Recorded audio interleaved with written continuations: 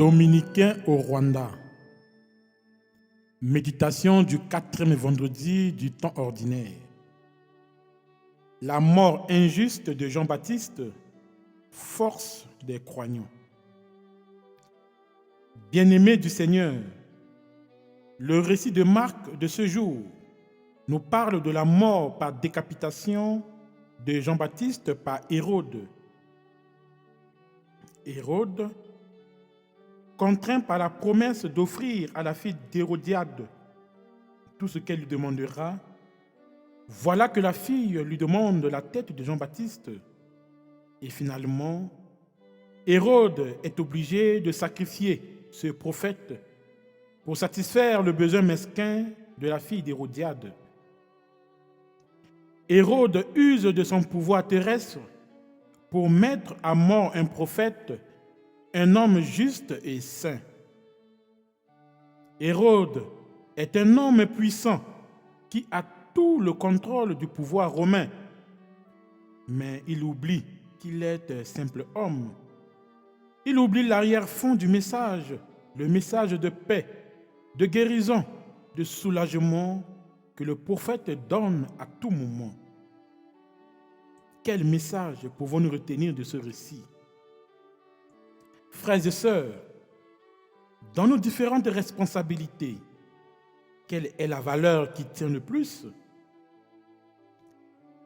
Nous sommes invités à donner de la valeur à l'être humain, quel que soit son statut, quel que soit son handicap. Que le pouvoir de ce monde ne nous aveugle pas. Nous sommes invités à être les messagers de la bonne nouvelle. Jean-Baptiste l'avait bien compris et il appelait à vivre dans la sainteté de la loi de Dieu. Il appelait à la conversion. C'était son rôle de croyant et sa vocation de prophète.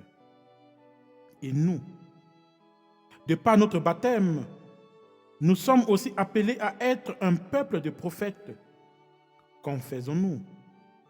Notre vie est-elle en accord avec la parole de Dieu?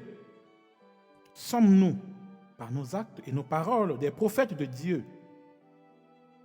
Ne soyons donc pas avides de pouvoir, chers frères et sœurs.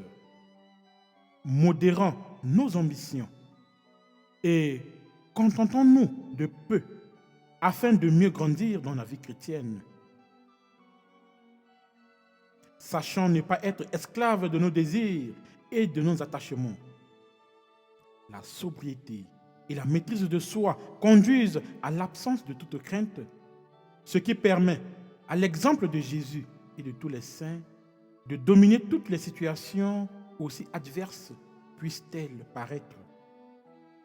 Que le Seigneur nous donne la force d'user chrétiennement nos différentes responsabilités pour la gloire de Dieu et le salut de l'humanité.